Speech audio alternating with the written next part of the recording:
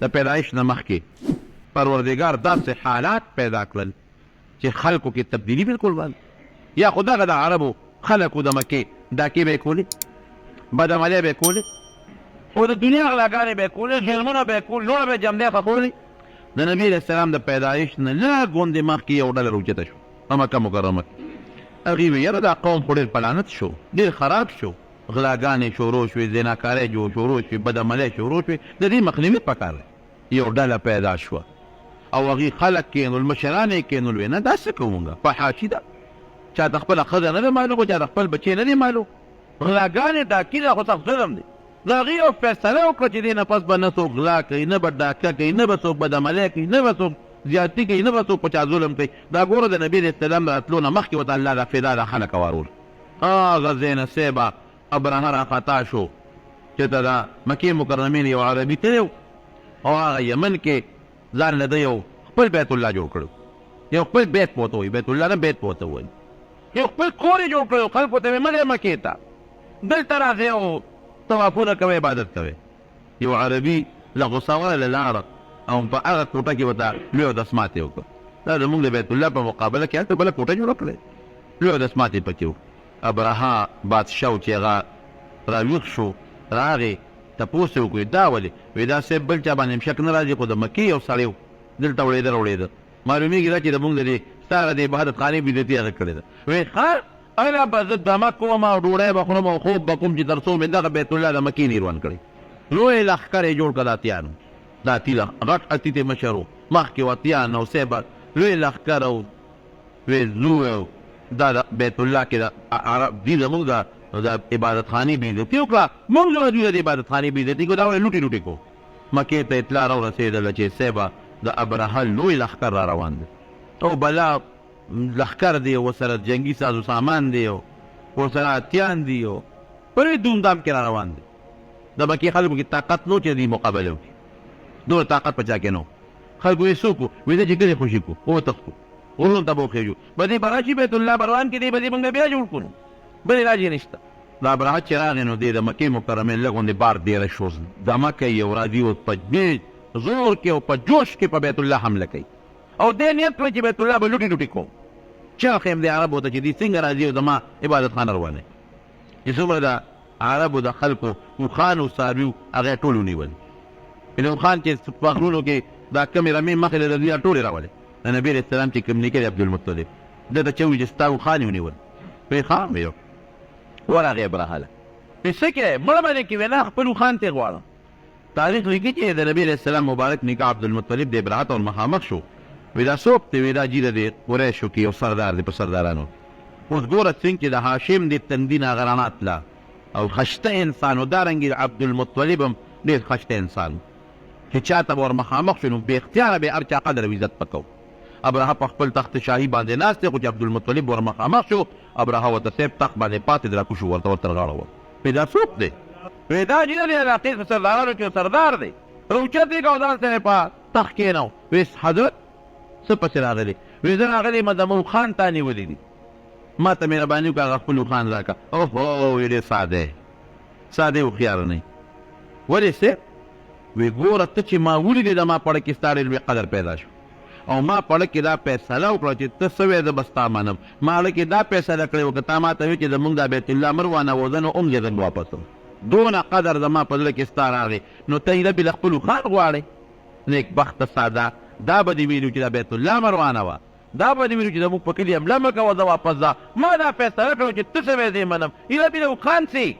زه اوښان ورته پرېږدې زه اوښان ورته تپوس کې وایي نه زه قمقل نیم وایي د اوښانو مالک زه یم او د دغه بیت الله مالک څوک دی الله دی زه به د خپل شي تپوس کوم الله به د خپل شي تپوس ما له الله د کور سره څه دي الله پېښه خپل کور یې پېښ د اوښانو مالک او د دې قوم مالک بل ذات دی هغه پېښه او تپوس یې پېښه ما له راکړه اوښان یې وله ورکړل عبدالمطلب قوم ته ویې ځای وطن خالي کې ووتل د وطن ګوره د نبي علیه السلام برکت ته دا علماو لیکلي دي چې د نبي علیه السلام د پیدایش نه مخکې د هغه برکت الله د دریاب د غاړې نه ابابیل لوچت کړ الم تر کیف فعل ربک باصحاب الفیل الم یجعل کیدهم فی تدلیل وارسل علیهم طیرا ابابیل ترمیهم بحجارة من سجیل فجعلهم كعصف مأکول ابابیل راغله د توتکړو په شي توتکړې نو ادي په شکل مارغانو سټونه نو سټونه لنډي لنډي سټونه سینه او د سره جنگېدلي راغلل صاحبه او هر یو توتکړي سره درې کاڼي دي یو په مخوکه کې یو په یو پنجه کې بل په بل پنجه کې او چې څنګه را مخامخ شو او د هغه ځای نه به یې کاڼی را خطا کړ نو دا سر به پرې ولګېده د پوجي او د دې وجود نه به یې ووته او د هغه تینه به یې ملاندې ووته دې ته میزایل وایي دا د الله میزایل دی د الله توپه ده د الله ګولۍ ده ټول لښکر تس نس شو په هغه ځای تس نس شو اتي وتښتېد ابرهه وتښتېد بل ځای الله مردار کړ بیت الله الله محفوظ وساته دا د چا د برکت نه دا ولې علما لیکي د نبي کریم صلی الله علیه وسلم د برکت نه ولې قرآن کې الله ویل لم تر کیف فعل ربک باصحاب الفیل اتیانو لښکر سره مې څه وکړل ته پته نه لګي همې تباه نه کړ همې برباد نه کړ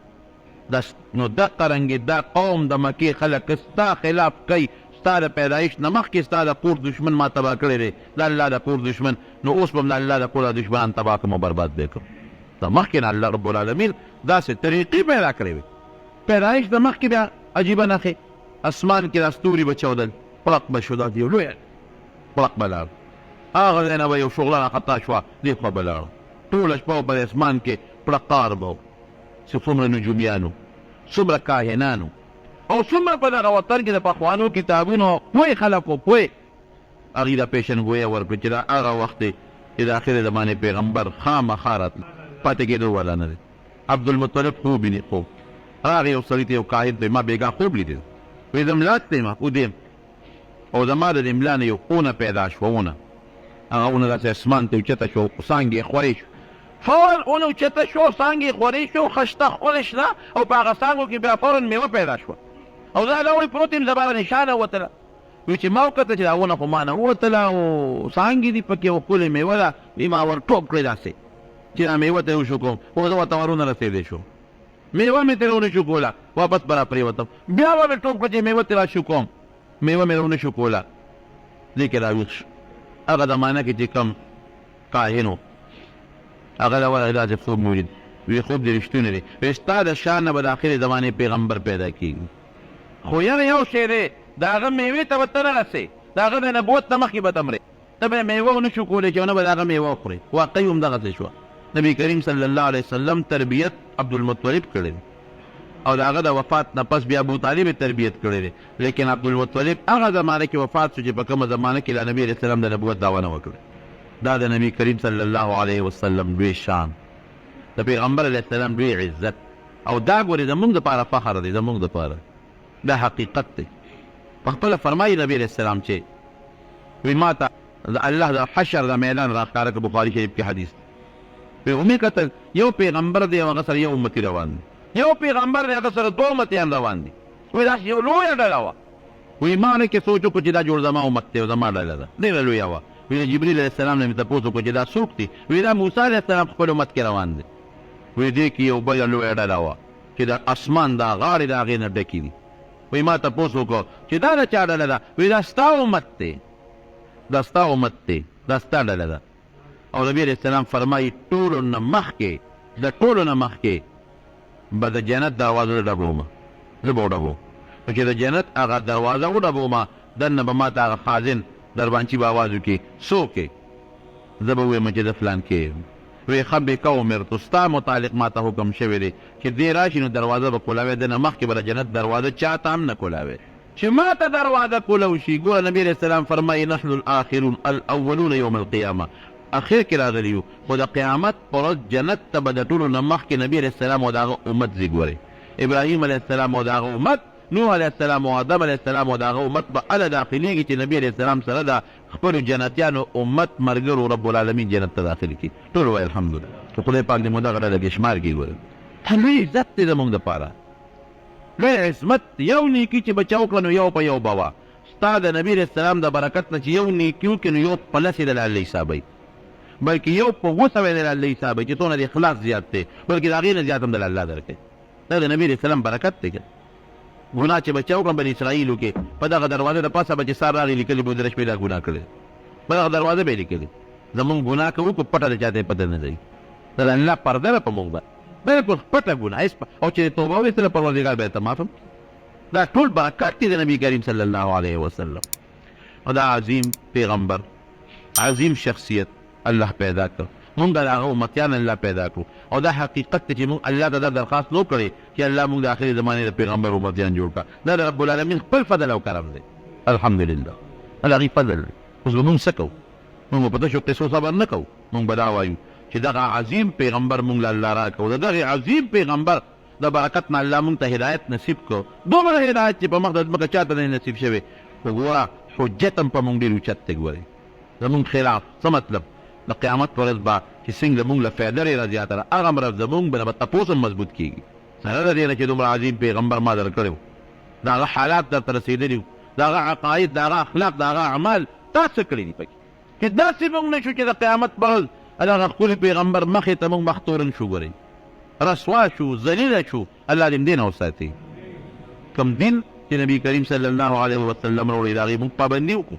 د هغې موږ تابعداري وکړو او دغه کې ستا د دې دنیا هم ګټه ده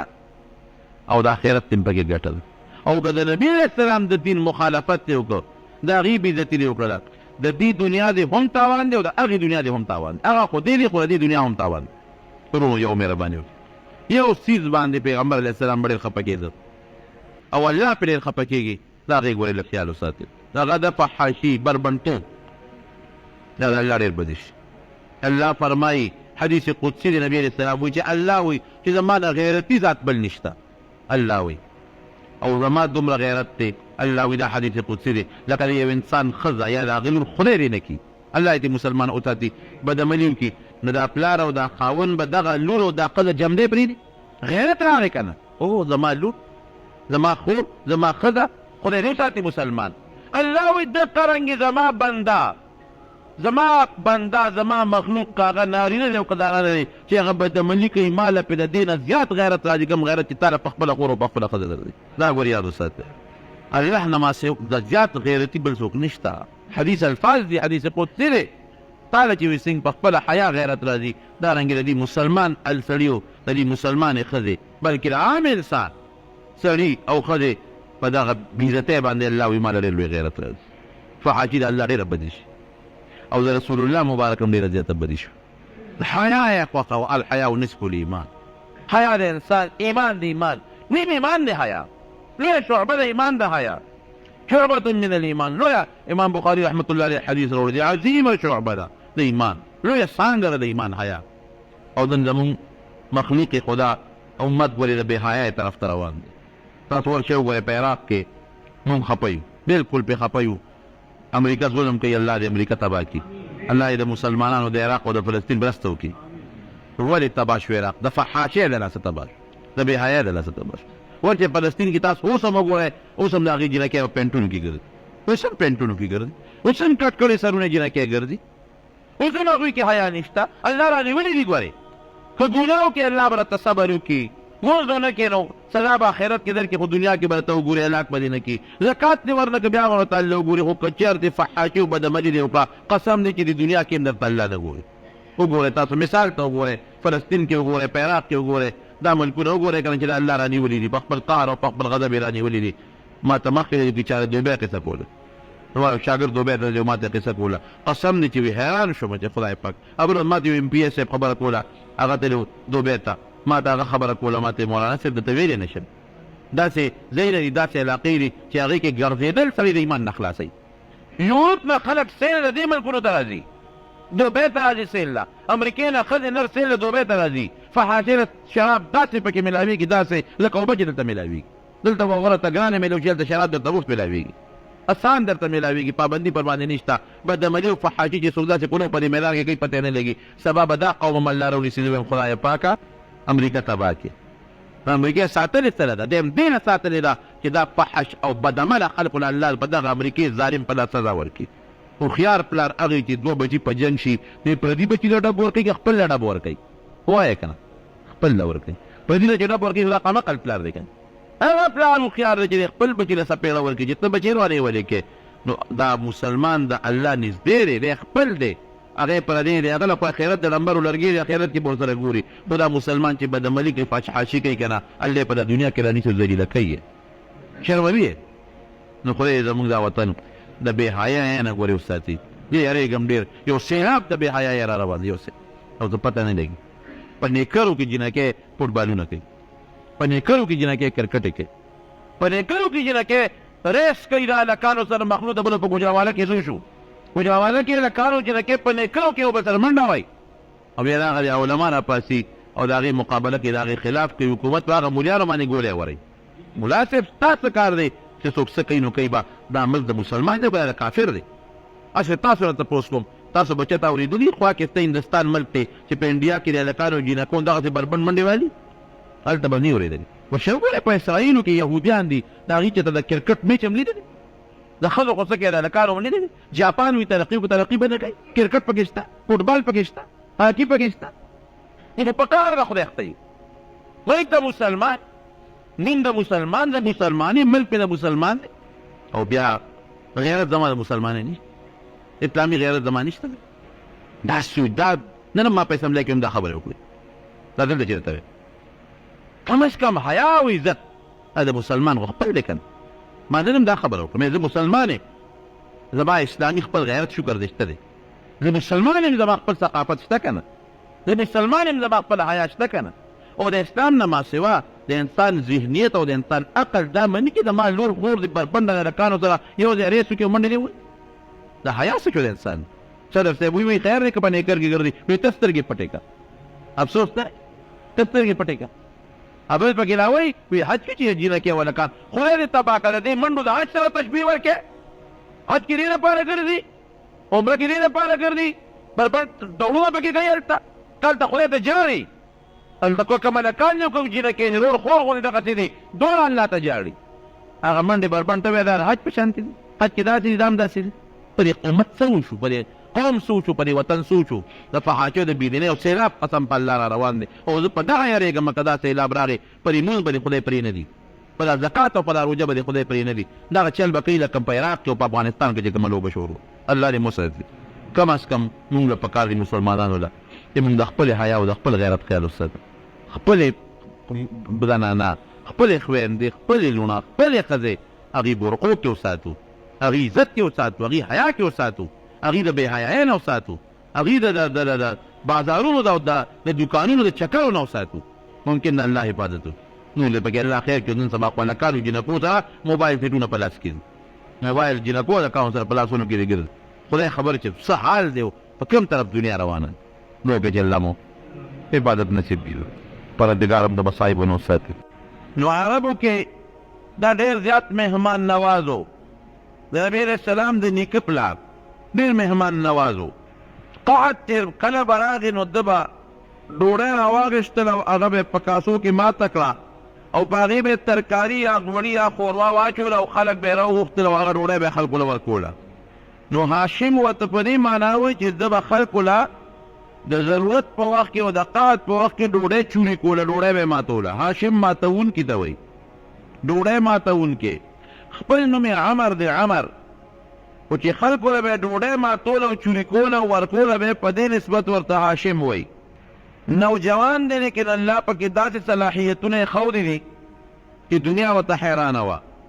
د عربو ټوله زندګي خو په تجارت وه، ځکه په مکه مکرمه کې نه غله کېدله، نه غنم، نه جوار، نه وربشې، نه کجورې. قرآن کې الله ورته وادي غیر ذي زرع ویلی دی چې دا هغه علاقه ده چې کوم قابل کاش نه ده، فصل پکې نشته. نو دې هاشم یو مشوره وکړله او په هغه مشوره باندې عمل وکړو او د قریشو د عربو دپاره د تجارتي قافلې بندوبست شروع کړو. یو قافله به په اوړي کې تله یخ وطن ته او بله قافله به په ژمي کې ګرم وطن ته تله او د ټولو عربو د قریشو د قبیلو خلک به یې راغونډ کړل، د هغې مالونه به یې راغونډ کړل او قافله به یې ولېږله تجارتي. په هغه زمانه کې د قافلو به دا رواج و چې قافله به روانه شوه، دې ځای نه مثلا به روانه شوه نو په چارسده کې به یې دمه وکړه، خیمې به یې خښې کړې، خلکو سره به یې سوداګري وکړه. بیا به ورځ نو پس روانه شوه نو مثال په طور ناګومان کې به یې دمه وکړه، بیا پېښور کې، بیا کوهاټ کې داسې به ورو قافله تله او یو ځای کې به یې دمه کوله او خلکو سره به یې تجارت کو. خو ډاکې ډېرې زیاتې وې، قافله به روغه او سالمه نه شوه رسېدی چې روانه به شوه د شپې به پرې ډاکوان رالل یو ځای کې دشت بیابان به و صحراګانې به وې حمله به یې پرې وکړه ټول مال به یې دې لوټ کړو دې هاشم یو پروګرام شروع کړو ګوره د نبي علیه السلام نیکه دی هغه صلاحیت پکې الله پیدا کړی دی داسې یو طریقه جوړه کړله چې دې په ټولو قبایلو وګرځېد شامه پورې او داسې د روم د علاقې پورې وفدونه خواره کړل او دې فیصله وکړه چې کومه قافله کوم کلي ته نږدې شي هغه کلي به یې ذمواري که دا قافله چا لوټ کړه ذمواري مې په هغه کلي دې یو معاهده وکړه چارسدې ته به قافله روانه شوه که په هره لاره کې به قافله لوټ کړه کوتبانځی مثلا رزړو یا بل کلي دا نه به تپوس کومه چې دا قافله ولې لوټ شوه دا ته یو معاهده وکړه او بیا دا فیصله وکړه چې فلانکې ځای پورې قافله لوټ شو نو موږ به یې ذموار یو او که دې نه واوړېده نو د شام خلکو تاسو به یې ذموار یې که دغې حد نه برید نه واوړېده نو د روم خلکو تاسو به یې ذموار یې دا سفارتي تعلقات چې ورته موږ وایو د یو ملک سفیر او د بل ملک سفیر دا پروګرام یې شروع کړو حالانکې ډېر لږ عمر دی د اولس اتلسو کالو دی خو پروردګار ورته دا یو صلاحیت ورکړه او په ډېر لږ وخت کې په عربو کې داسې چرچه وشوه چې هر چا به یادونه وی هاشم هاشم هاشم بس نوم یې مشهور شو یو لیډر ته جوړ شو یو رهنما ته جوړ شو کلي په کلي خبرونه خواره شو خو پروردګار یې دې تندي کې یو رڼا پیدا کړې وه هغه رڼا څه وه دې تندي کې رڼا وه هغه دا وه چې د جومیانو او کاهنانو به ورته وکتل وی دا هغه شخصیت دی چې د ده په درېیم پوشت کې د ده نه پس په درېیم پوشت کې نبي آخر الزمان پیدا کېدو نه پراپېګنډې خورې شي دې سړي کې چې کوم خوبۍ دي ده کې چې کوم صفات دي د ده د زوی نه به بل پیدا کېږي او د هغه د زوی نه به بیا د آخر زمانې پیغمبر پیدا کېږي او خشتوالي چې الله تعالی کوم حسن ورکړی کوم انداز نو د عربو یو خاندان رئیس داسې نو چې دته پیشکش نه کړي چې هاشمه واده ته نږدې او ته مهرباني وکړه زما لور سره نکاح وکړه زه خپل لور درته به نکاح درکړم نه به وینه صبر بل چا به ورته پیشکش وکړه بل به ورته پیشکش کو او عربو کې داسې سردار نو چې هغه به ته دعوت نه ورکو چېرې ته به خامخا واده کې نوجوان بالغ شوې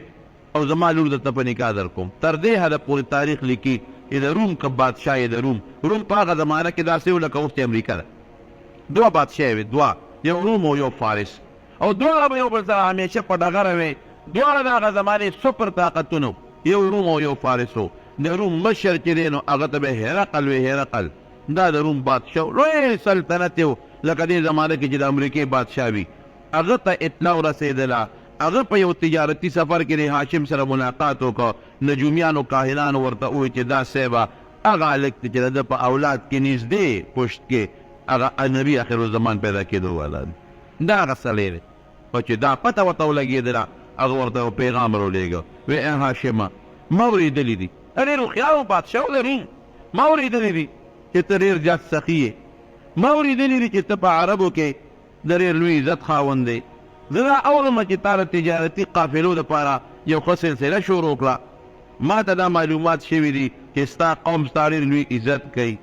نو ته د یو لوی قوم کشر یې رکوټې عمر دې کم دی خو تا له الله عزت درکړی دی نو زه تاله د روم شهزادګۍ په نکاح درکول غواړم خپله لور تا ته واده کول غواړم او په ډېر لوی عزت راشه زما روم علاقې ته زه به تاله خپله لور چې د روم شهزادګۍ ده چې په حسن کې د هغې مثال نشته د دنیا بادشاهان یې خپلو زامنو له غواړي نه ورکوم تا لی در کوم ته مهرباني وکړه راشه ډېر په عزت به تا ته زه خپله لور واده کړم ټول روم کې به ستا د مشرۍ چرچه وشي ځکه چې د روم د بادشاه لوم به شې بیا به تا له ډېر عزت سره قافله رخصت کړم او زه خپل وطن ته دې لیکن هاشم وایي چې دا هېڅ چېرې نه کېږي د هغه دا مقصد و چې زه دا د پیغمبرۍ د نبي علیه السلام دا نسب لږ ځان ته رانږدې کړم او زه خپله لور دا دته په نکاح کم دله ورکم او زما په اولاد کې بیا نبي آخر الزمان پیدا شي د یو سوچ او فکر و هاشم ویل هسې نه کوم مدینې منورې ته لاړ د مدینې منورې په سفر باندې 25 کالو دی و عمر یې دومره دغې وخت کې لوی تجارتي سفر کې مدینې منورې ته لاړ هلته کې خلکو سره د مدینې شریفې خلکو سره خپل تعلقات او خپل روابط برابر کړل تجارتي خبرې ترې وشولې هلته کې یو جینۍ وه سلما د هغې نوم و سلما بنت عمر دا د بنو النجار قبیلې بنو النجار یو مشهوره قبیله ده په مدینه منوره کې لکه ځکه چې په مکه مکرمه کې د قریشو مضبوطه قبیله ده هلته بنو النجار مضبوطه قبیله وه د هغې یو جینۍ وه او هغه جینۍ سره د هاشم واده وشو. د هغه جینۍ دې خوښ شو او د هغه جینۍ خوښه شوه او بس هغې پیغام ورولېږه او ډېره ښه خبره ده د هغه جینۍ سره د هاشم واده شو او د واده نه پس څه موده دې په مدینه منوره کې اوسېده، څه موده یې تېر کړل په هغه قبیله کې هغه خپله سپرغنۍ کې او بیا د هغې نه اجازت وغوښته چې اوس به زه روان شمه مکې مکرمې ته خپل کلي ته ځمه او چې د هغه کلي نه راووت بس نږدې کلي کې ناجوړه شو وفات شو. هاشم وفات شو 25 سال 15 کال عمر کې وفات شو. لیکن کومه بیبي چې واده ورسره کړی و هغې بیبي نه د دې پلار د پیدایش نه پس د نبي علیه السلام مبارک نیکه عبدالمطلب پیدا شو او هغه عبدالمطلب بیا د خپلې مور سره په مدینه منوره کې اوسېده. ګوره مخکې رب العالمین د اشارې کوي چې ولرېږه چې یاد د مدینې منورې جوړه کړم چې نبي علیه السلام بیا وروسته هجرت کوي هجرت مدینې منورې ته نو چې کم از کم د مدینه منوره هغه کلي چې د پیغمبر علیه السلام ماماخیل خو دي که نه ځکه نبي علیه السلام به وایي چې بنو النجار زما ماماخیل دي، دا زما د ماما کورنۍ ده او دا مې وجیبه واقع ده. په دې لاره باندې دلته یهودیان اوسېدل، په دې لاره باندې د یمن یو بادشاه دی تبع د هغه نوم دی هغه تېرېده د مدینې منورې په خوا. ډېره کې دمه وکړه چې دمه یې وکړله نو د خپلو مشرانو ورته ووایي علما چې کوم د سره په قافله کې وی بادشاه سلامت دا خوره مونږ ته باغي ولا دا بل شان خوره څنګه خوره ده وی هغه نبي آخر الزمان به دې خوره کې هجرت به کوي دلته به دفن کېږي. مونږ کتابونو نه معلومات وه مونږ ته پته لګي چې دا هغه خوره ده. نو د پیغمبر علیه السلام د نبي آخر الزمان خو ډېره لویه چرچه وه لکه و چې د عیسی علیه السلام مونږ یو چرچه روانه ده او رښتیا خبره ده قرآن کې ثابته ده حدیثو کې ثابته ده چې عیسی علیه السلام به د اسمان نه راکوزېږي بادشاهي به کوي. دقسې د پیغمبر علیه السلام متعلق یو خبره خوره وه چې د آخر زمانې پیغمبر ان قریب راتلو والا دی. نو دغې بادشاه دا چل وکړه چې په مدینه منوره کې یو مکان جوړ کړ ډېر اعلی ښکلی کور یې جوړ کړ او په هغه کور کې د دې خپلې قافلې یو لوی عالم چې ډېر بزرګ او ډېر نیک و هغه عالم یې په هغه کور کې ډېره کوي دا ستا کور دی دا ته به دې کې اوسېږي تا زه پرېږدم مونږ دې نه ځو ته دلته پاتې شه. او هغې عالم یو خط ولیکي وی دا خط به ځان سره کېدی او که ته مړ کېدی نو دا به خپل زوی ته وصیت کوي چې دا خط ځان سره سنبال کا او زوی ته به دې وایي که ته مړ کېدی نو ته به خپل زوی ته دا خط وصیت کوي او دارنګې به هغه ته وایي چې دا خط وروستو رواني بس او په خط کې لیکلی سو نبي کریم صلی الله علیه وسلم ته خط لیکلی و پیغمبر علیه السلام نوم د هغه نسب چې تا ته دا خط لیکم زه په دې لاره تېرېدم او ما د خپلو علما وو چې دلته به نبي آخر الزمان راځي نو تا ته یو خط لیکم او دا مې تا یو کور جوړ کړو دا ستا کور دی چې کله ته مدینې منورې ته هجرت وکړې نو ته به بل قانع دې کور کې به اوسېږي. هغه عالم ته وایي چې ته به دا خط خپل زوی ته ورکړې که ستا په وخت کې دا نبي آخر الزمان راغی دا خط به ته ورکړې کور به ورته خوښ کړې ته به تېرې دا هغه کور دی مخکې نه یې ولا کور جوړ کړو او که ستا د زوی په وخت کې راغی نو زوی به دې پوهېږي که نبي آخر الزمان راغی نو دا خط به ورله ورکړي کور به ورته پرېږدي او زوی ته به دې بیا ووایي چې هغه خپل زوی ته دا وصیت وکړي چې د نبي آخر الزمان راغی دا کور به ورته خوشي کړي دا د هغه دا خط به ورله ورکړي. اتفاقا دا ابو ایوب انصاری رضی الله عنه چې کوم کور ته نبي علیه السلام هجرت وکړ ورته راغی پکې ډېره شو دا د هغې عالم نوسی و او هغه ختم دی ابو ایوب انصاری رضی الله عنه سره پروت و نو چې نبي علیه السلام مبارک مدینې منورې ته هجرت وکړ چا وی زما به میلمې چا وی صاحب ما سره به چا وی ما سره به وی دا اوښه پرې دعوها فانها ماموره وی زما دا اوښه پرېږدې دا الله له طرف نه دې ته حکم شوی دی چې دا اوښه کوم ځای سم لاسته به د هغې کور والا زه میلمې اوښه لاړه لاړه لاړه یو ځای کې کېناسته ځمکه به یې بیوله هلته کېناسته چې کېناسته فوراً پاسېده اوچته شوه لکه داسې مخکې لاړه وګرځېده راوګرځېده واپس راله په هغه ځای کېناسته چې کېناسته ابو ایوب انصاري رضی الله عنه زر زر سامان کور ته وتښتو خوشحاله شو او بیا نبي علیه السلام له هغه خط ورکړه الله رسوله دا ما ته د نیکه نه یو خط دقسې نسبن را روان دی او دا د یو طبع بادشاه یو زمانه کې په دې لار تېرېده دی تاسو ته لیکلي دي هغه خط نبي علیه السلام ته میلاو شو په هغې کې لیکلي چې دا کور ما تاله جوړ کړی دی او کله هم چې تا هجرت وکړه دا به ستا کوري نو نبي علیه السلام مبارک دا ولې چې د هېچا په احسان نه چې ګنې پردي کور ته نبي علیه السلام راغلی دی یا د چا همسایه دی یا د چا په کور کې دیره دی نبی علیہ السلام به فرمایل یره وی الله ډېر لوی بادشاه دی الله ماله په هره موقع عزت را کړی دی زه داسې وطن ته راوستم چې زما ماماخیل او نکاح نه ده مدینه منوره دا د نبی علیہ السلام ماماخیل ځکه نیای د دې وطن وه نیکی د دې وطن دا نه د دې وطن وا او بیا عبدالمطلب دا غي نیا اولادو دا غي د نبی نیکه دا غي نوسیو او دا بنو النجار قوم دا هغه قوم دی چې کم د نبی علیہ السلام ما خیل دي نو دا ګوري د پیغمبر علیہ السلام د پیدایش نه مخ کې هغه تبع بادشاہ پیشنګویی ورکي او هاشم له خلق په دینیت لور ورکي چې دا هاشم هغه کس چې د په نسب کې به پروردگار د آخر زمانه پیغمبر پیدا کړي دا یو قسم پیشنګویی وي حضرت ابوبکر صدیق رضی اللہ عنہ وفیات العیان کے ابن خلکان لیکلی دی یو علاقه ته تلو چتا دی لیکي چې یو علاقه ته لاړم یو قافله ده او د قافله نه خطا شو پیاده قافله د لاړم یو غرض په جلالم قافله تلو یو خوا منډې می والے بل خوا می منډې والے بل خوا می منډې والے قافله نشته منډې وان په قافله په چانه تپوس کوم په کومه قافله لاړه داسې لاړه یو ځنګل تراله یو ځنګل ترالم را باندې سیلی شو باد شو باران شو طوفان شو شپه را باندې راغله یا خدای اوس پسو دې ځنګل کې چې ته مار نی لړم نی زمری نی شرمخ نی دا بس کېږي وی پریشان یم یک تن ہے او دې خو داسې شیبې باران دی زلزل دی چې خدای مرمه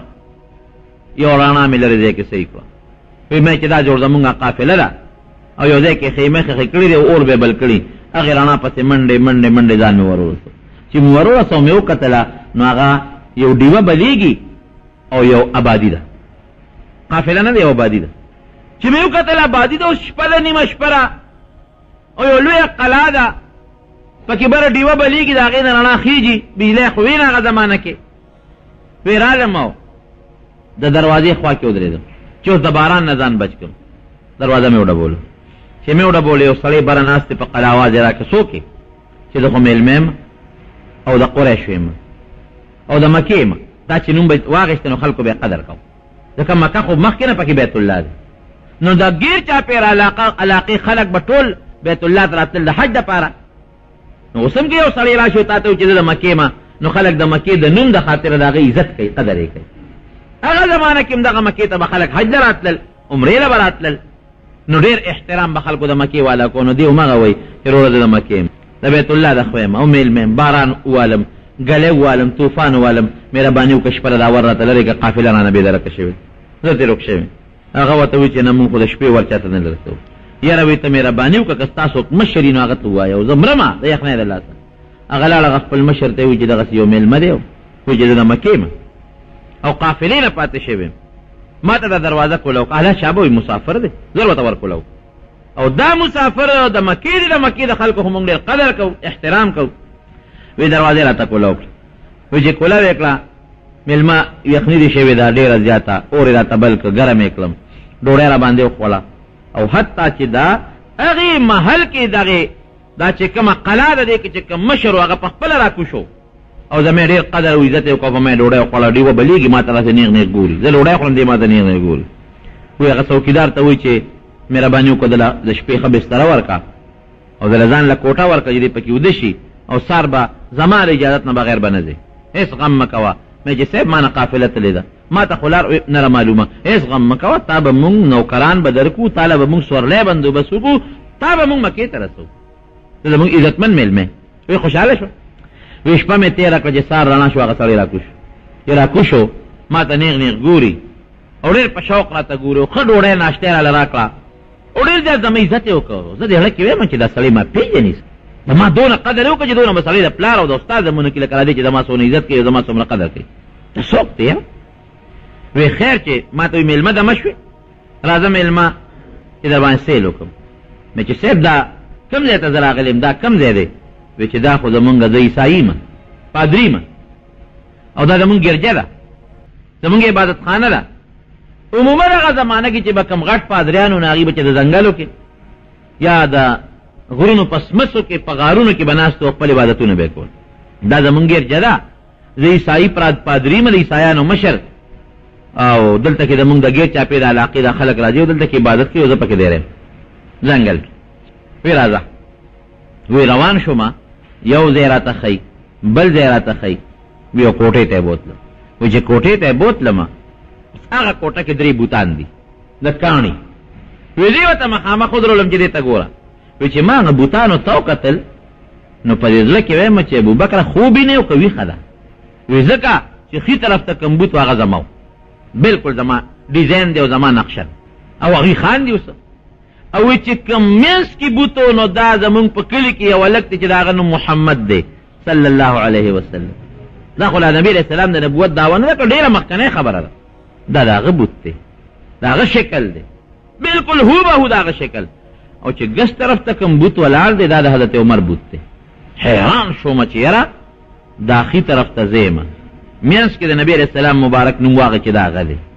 او ګس طرف ته زما بل مرګری دی د مکه عمر دا داغه بوت دی تاسو چل شوی دی دا بوتان زمونږ چا جوړ کړی دی او دا بوت خو چې چا جوړه خو مخامخ ورته سړی ناستي نو الله به تصویر جوړه کړي چې سړی ته مخامخ نه ناسته ته دا تصویر خو نشي جوړول دا خو ډیر ګران کار وي زه ځان تم ګورم لاسونه تم ګورم او د خپل بوت تم ګورم وي هغه سړی ما ته وی چې سوچ مکاوه وی به چې زه ویخې مکو دی مو ویخې وی ما ورته وی چې اخر دا څه دا څوک دی نه او خو دې پیژندل دا څوک دی مې چې د اخر طرف ته خو زما نقشه ده میانس کې را چا دا زمونږ په کلي کې یو هلک دی او دا نوم دی محمد صلی الله علیه وسلم دا داغه نقشه ده ګس طرف ته چا ده دا زما یو بل ملګری زما د قوم عمر داغه نوم دا داغه ټیک دي څه فرق خو پکې نشته تاسو را تصویرونه چې موږ په دا کاڼي جوړ کړي دي فرق خو پکې نشته ما چې بالکل پکې فرق نشته خو زه حیران پدې چې دام جوړ کړي څنګه دي موږ ته څوک ناستو زمونږ نقشه جوړه کړې ده هغه زمانه کې کیمرې هم نه وې کنه چې په کیمره فوټو واله او د انسان بوت چې جوړه کنه دا ګور ډیر ګران کار په کانه کې دا انسان دغه پوزر او دوس پیمیر دغه دوه سترګې دي او دغه خولې ده دا خو د ټولو خلکو دي خو د چا سترګې لګي غټي د چا وړي دي په دې فرق راځي د چا پوزه لګه غټه ده چا وړه په دې فرق راځي د چا رنگ لګ تور دي سور دي سپین دي په دې فرق راځي د چا مخ له غونډې دي چا وګد دي په دې فرق راځي نور کوم دغه یو دوه سترګې دي او دوه پیمیر او دغه یو خوله ده او دوه غوګونه دي او دغه مخ دی بل څه فرق پکې نشته نو چې تل چا بوت جوړه لګه غوندې پوزه ولا غټه جوړه کړه یا هغه پوزه غټه تا ولا لګه وړه جوړه کړه دا بیا هغه شکل وی نه دا هغه سترګې یو شانتي ریتا ولا لګي غوندې بل شان جوړه کړې لګي وګدې دې کړې لګي دې غټه کړې لګي دې جوړه کړې شکل بدل شو دا هغه خوله ده کله کله ولا برسیره جوړه کړه یا دې پکې پټه کړه یا دې وګدا کړه یا دې کلاو کړه بس شکل دې بدل نو بوت چې چا جوړه دا په پیمانه یو شان کر خراکاږي چې داغه پشان پوزه سترګې غوګونه رنگ چې معمولی فرق پکې نه زه حیران شوم چې ډیره خدا معلومیږي چې دا بوتان ارچا زمونږ د دریو کسو جوړ کړی دي دا مونږ ته مخامخ ناستو او مونږ یې باقاعده کچ کړی یو او زمونږ او مونږ خو نه څوک لیدي دي نه زمونږ چې اندازه اخیستره وی ما ته چې راځه وی کینولو وی ما ته وی چې دا خو تا وپېژندل چې ستاسو بوتان دی ما وی چې وی ښه دا میانس کې چې کوم ملک دی دا پیدا شوی دی مې چې او بالکل زمونږ مرګری دی وی دا به نبی آخر زمانه دا آخر زمانه پیغمبر ته به لومبه مرګری او دا ګس طرف ته چې کوم مرګری دی عمر دا به دویم مرګری دا درې کسان یا لکه دا مناقشه کوم ځای نه پیدا کړی دی ولیکلې مو دا وی دا زمونږ په کتابونو کې دی مونږ د خپلو کتابونو کې چې د نبی آخر الزمان کم صفت دی داغه د لومبي مرګری کم صفت دی او داغه د دویم مرګری کم صفت دی هغه نه مونږ دا نقشې جوړې کړې دین تاسو اندازه ولګوي چې د نبی علیہ السلام او داغه د مرګرو به څومره مضبوط صفت په دغه کتابونو کې وو وای کنه نو وکمنو دا دیتا وای او بل دا نقشنګار د کمال سره چې انسان دی لید نه داغه د صفت نه داغه ډانچه جوړه کړی دا وې د ماړه کې خو شک راغی سوچ مې راغی یمن ته زمانہ پس لاړ یمن ته چلاړ ما یو تجارتی قافله کې نو الته په یمن کې یو سړی راغی وې ما ته وی چې ته دې ستاسو نوم دی وی ما ته چې د ما فلان کې نوم د پلار دې نوم دی فلان کې د کم کلی مې چې د خدای مکه مکرمه اوسیدونکو د کم قوم سره تعلق لري فلان کې قوم مې دی کما محله کې اوسېږي فلان کې محله کې اوسېږي یاره وته یو مهرباني وکړه دارون دې لخکارا کا زما پکې یو غرض دی مې چې ته زما پرون سکے نه خصایص کبرا کې دغه لیکلي دا سویتی رحمه الله دارون باندې کې دا ما پکې غرض مې چې خپل رونو چاته نه وی مرګرو ما ته وی چې خیر دې بوډا سپینګری دی او خای کنه کېږي وی چې رون مې وته اوچت کا نو پاره یو داغو وی ما ته وی چې تبه د اخر زمانه د پیغمبر لومبه مرګره د لومبه خلیفہ به لکه تاسو څنګه معلومه کړه وی چې د اخر زمانه د پیغمبر پورا نقشه او داغه د مرګرو پورا نسب او نقشه موږ سره په کتابونو کې موجود زمانه تیرې ده خبره تیرې شوې ډیر کلونه پکې وړېدل هغه دور دی چې نبی کریم صلی الله علیه وسلم د نبوت دعوه وکړه. نو په ټولو مرګرو کې لومبې مرګرې په بالغانو کې چې هغه ایمان راوړی دی هغه حضرت ابوبکر صدیق رضی الله عنه. نبی علیہ السلام سره مرګرې وکړه دوستانه امنتو بک وبما جئت به په تا باندې چې تا کوم دین راوړی دی په هغې ما ایمان راوړو. ایمان مې راوړو خو یو تپوس ته نه کومه چې ستا د نبوت څه نښه شته ځکه پیغمبر خو معجزه یې که نه د عقل نه خلاف یو نښه یو نښه شته د نبوت د پیغمبرۍ شته چې ته ما ته هغه نښه وښې. ایمان مې راوړه ګورې په دې خیال تپوس نه کومه که نښه دې وښوله نو مؤمن به شم او که نښه دې ونه ښوله نو ایمان به نه راوړم.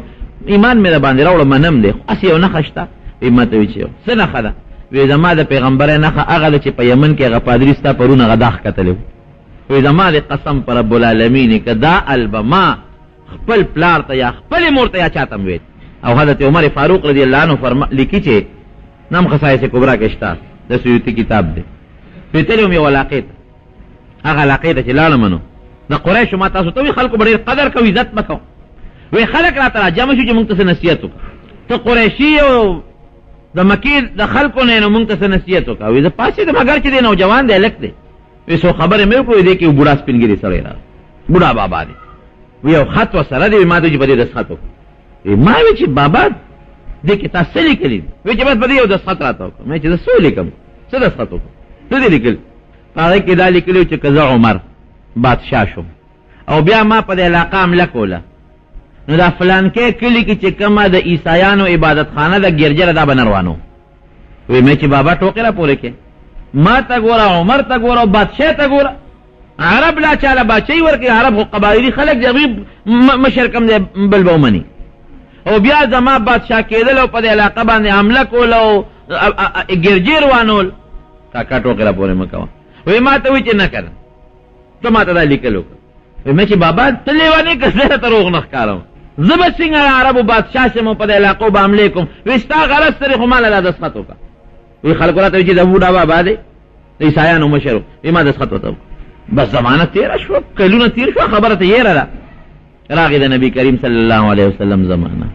هغې نه پس حضرت ابوبکر صدیق بادشاه شو. هغې نه پس حضرت عمر فاروق رضی الله عنه خلیفه شو. حکم یې وکړو جهادونه غذاګانې شروع شوې. دغه علاقه کې چې دا دې کم تللی و او بابا ته خط اخیستی و په هغه علاقه فوج د مسلمانانو ورغی. چې فوج ورغې په دې ګرجه ورغلل دا ګرجه روانه و. بابا بوډا سپین ږیری دی روز یې په دې سترګو راویزان دي. څه کوې بچو موږ بابا ستا دا ګرجه روانه و. وایي پام کوئ دې له ګوتې یو نسئ. ولې؟ وایي ستاسو امیرالمؤمنین ما له خط را کړی دی ما له لیکل را کړي دي لیکل وښایه چې ویې قول د عمر دستخط دی رضی الله عنه چې دا به نه روانو. وایي دا ما له لیکل را کړي دي ستاسو بادشاه څنګه؟ ښه عمر خو مونږ ته وایي چې ګیروانې کوې ګرجې او تا له لیکل در کوي فورا یې دغه ځای نه بابا دا خط را کړي دا مونږ هغه ته ښایو چې دا د هغه دستخط دی او که د هغه دستخط نه دی. وایي وښایه ورته